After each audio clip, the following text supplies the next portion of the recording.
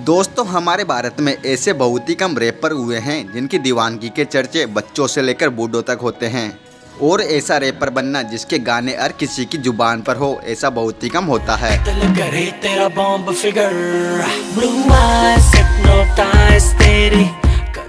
बात करेंगे ऐसे ही रैपर की जो सिर्फ रैपर ही नहीं बल्कि भारत में इस तरह के म्यूजिक के जन्मदाता भी है। उन्हीं की वजह से आज भारत में रैपिंग का क्रेज आया है।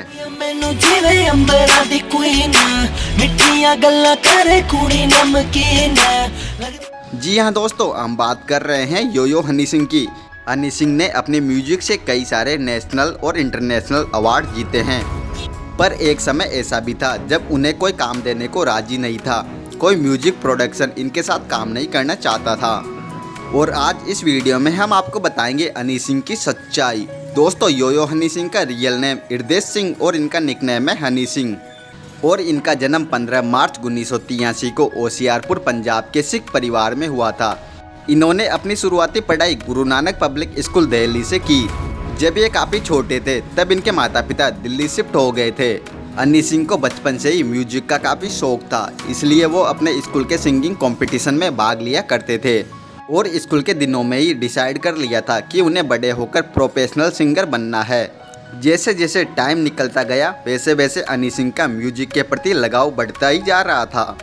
10th तक की पढ़ाई करने के बाद उन्होंने कॉमर्स से 12th कर लिया और उसके बाद आगे की पढ़ाई म्यूजिक से करने के लिए यूके चले गए और वहाँ पर उन्होंने ट्रिनिटी कॉलेज से ग्रेजुएशन किया।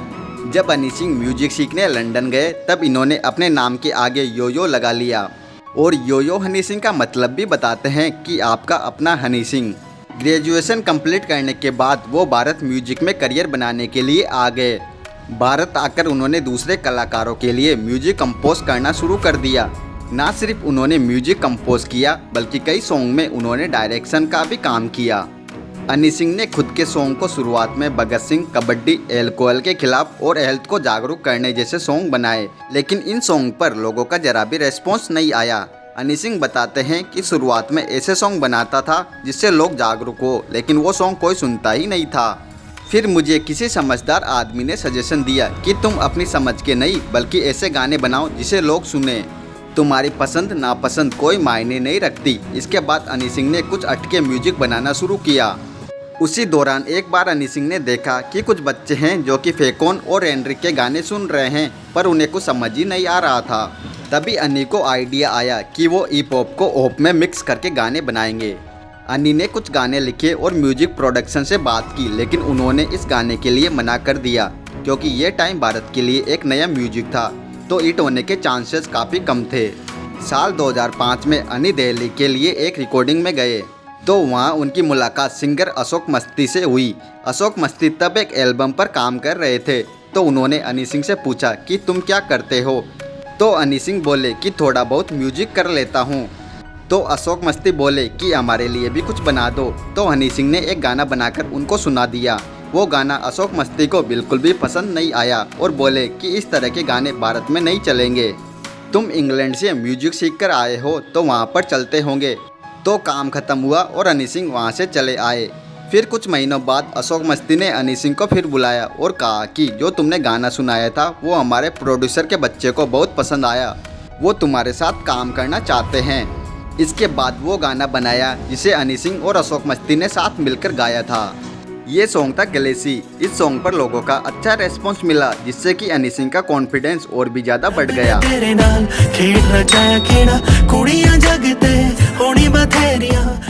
अशोक मस्ती बताते हैं कि इस सॉन्ग की रिकॉर्डिंग में हनी सिंह को सॉन्ग रिकॉर्डिंग करने में बहुत परेशानी हो रही थी। वो काफ़ी ज़्यादा हाँफ रहे थे। तो अशोक ने हनी को पानी पीने को कहा, तो हनी ने मना करते हुए बोले कि सर मैं पानी पीता ही नहीं हूँ, मैंने पिछले 6-7 सालों से पानी नहीं पिया है, मैं सिर्फ कोक पीता हूँ। अशोक मस्ती इस बात को सुनकर हैरान रह गए और हनी सिंह को समझाया कि कोक सेहत के लिए हानिकारक है, तुम्हें अपनी सेहत पर ध्यान देना चाहिए और जितना ज़रूरी हो पानी पीना चाहिए। अशोक मस्ती की बात मानकर हनी सिंह ने पानी पीना और अपनी फिटनेस पर ध्यान देना शुरू कर दिया और कुछ समय के बाद हनी सिंह एक नए लुक में सामने आए। गलेसी सॉन्ग के लिए हनी सिंह को बेस्ट सॉन्ग अवार्ड से सम्मानित किया गया। इसके बाद हनी सिंह के कई एल्बम लॉन्च हुए जिसमें वो डायरेक्टर और रैपर थे, जैसे रिबर्ट, द नेक्स्ट लेवल, लॉकअप।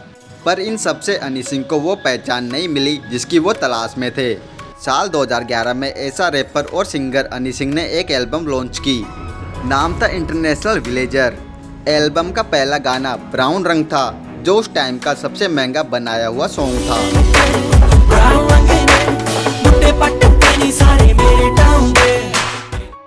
यह सॉन्ग सुपर हिट रहा। इसके बाद इस एल्बम के हर सॉन्ग जैसे कि अंग्रेजी बीट, गोलियां, गबरू सभी सुपर हिट हो गए।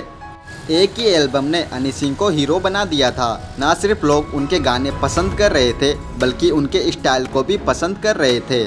साल 2012 में हनी सिंह के गाने धूम मचाते रहे, लेकिन उसमें सबसे ज़्यादा हाई हिल्स और ब्रेकअप पार्टी सॉन्ग सुने गए और धीरे धीरे वो करोड़ों लोगों के फेवरेट सिंगर बन गए। ना सिर्फ एल्बम सॉन्ग में बल्कि अब हनी सिंह की मांग बॉलीवुड में भी होने लगी। हनी सिंह ने कॉकटेल, सन ऑफ सरदार, खिलाड़ी 786, रेस 2, बॉस, यारिया, चेन्नई एक्सप्रेस, भूतनाथ जैसी फिल्मों में अपने गाने दिए हैं। चेन्नई एक्सप्रेस फिल्म के रिलीज होने के दौरान शाहरुख खान ने एक इंटरव्यू में रिवील किया था कि लुंगी डांस के लिए हनी सिंह ने एक भी रुपया नहीं लिया। और जब शाहरुख खान ने हनी सिंह को सॉन्ग बनाने को कहा तो हनी सिंह ने पहले ही सोच लिया था कि सर को ऐसा सॉन्ग दूंगा जो साल का सबसे बड़ा हिट सॉन्ग होगा, और हुआ भी कुछ वैसा ही।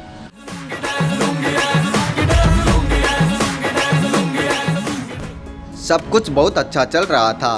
पंजाबी सॉन्ग में, रैप म्यूजिक में, बॉलीवुड में अपनी आवाज़ से धूम मचाने वाले हनी सिंह अचानक 2 सालों के लिए गायब हो गए। ऐसा इसलिए हुआ क्योंकि लगातार काम करने की वजह से बायपोलर डिसऑर्डर नाम की बीमारी हो गई। ये बीमारी डिप्रेशन जैसी होती है, इसमें इंसान को कुछ भी अच्छा नहीं लगता है। उस दौरान वो किसी से भी बात करना पसंद नहीं करते थे। बीमारी होने के बाद भी हनी सिंह की काम करने की इच्छा शक्ति इतनी ज़्यादा थी कि ऐसी स्थिति में उन्होंने एक सॉन्ग बना दिया और ये सॉन्ग सुपरहिट साबित हो गया। इस सॉन्ग की आखिरी कुछ लाइनें हनी सिंह की मां ने लिखी थी। ना सिर्फ व्यूज़ में बल्कि भारत का सबसे ज़्यादा लाइक किया जाने वाला सॉन्ग बन गया। इसके बाद हनी सिंह फिर म्यूजिक इंडस्ट्री और सोशल मीडिया से गायब हो गए। म्यूजिक से दूर होने के बाद उनके खिलाफ बहुत सी अफवाह उड़ने लगी। कई पर यह सुनने को मिलता था कि ड्रग्स की ओवरडोज की वजह से वो बीमार हो गए, और कई पर ये कि वो अपना इलाज करवा रहे हैं। टाइम लगा, लेकिन हनी सिंह ने उस बीमारी को हराकर एक बार फिर म्यूजिक इंडस्ट्री में वापसी की और जो अफवाह उनके खिलाफ उड़ रही थी उनके बारे में बोला कि ये सब अफवाह गलत है। बीमारी में जिम और रूटीन से दूर होने की वजह से हनी सिंह का वेट भी काफ़ी बढ़ गया था। हनी सिंह ने साल 2018 में मखना सॉन्ग से म्यूजिक इंडस्ट्री में वापसी की और मखना सॉन्ग ने हनी सिंह का ब्राउन रंग वाला सॉन्ग का रिकॉर्ड तोड़ दिया था, जो कि अभी तक नहीं टूटा था। ये रिकॉर्ड था सबसे महंगे सॉन्ग का वीडियो बनाने का। हालांकि मखना सॉन्ग से पहले साल 2018 में उन्होंने सोनू की टीटू की स्वीटी मूवी में 2 गाने दिए थे, जो कि दोनों ही गाने हिट रहे थे। मखना सॉन्ग के बाद तो हनी सिंह के एक के बाद एक सॉन्ग की लाइन लग गई थी। हनी सिंह ने अपने अलग म्यूजिक के दम पर भारतीय म्यूजिक इंडस्ट्री में वो मुकाम हासिल किया जहां तक कोई नहीं पहुंच पाता। हनी सिंह भारत के सबसे महंगे सिंगर भी रह चुके हैं। उन्होंने अपने कई सॉन्ग के लिए 70 लाख से भी ज़्यादा चार्ज किए थे। हनी सिंह अपनी सफलता का सबसे बड़ा श्रेय अपने फैंस को मानते हैं। वो बोलते हैं कि फैंस के बिना मैं आज कुछ भी नहीं। दोस्तों, ये थी हनी सिंह की लाइफ स्टोरी। तो आज के वीडियो में बस इतना ही। आपको ये वीडियो कैसी लगी हमें कमेंट बॉक्स में ज़रूर बताना।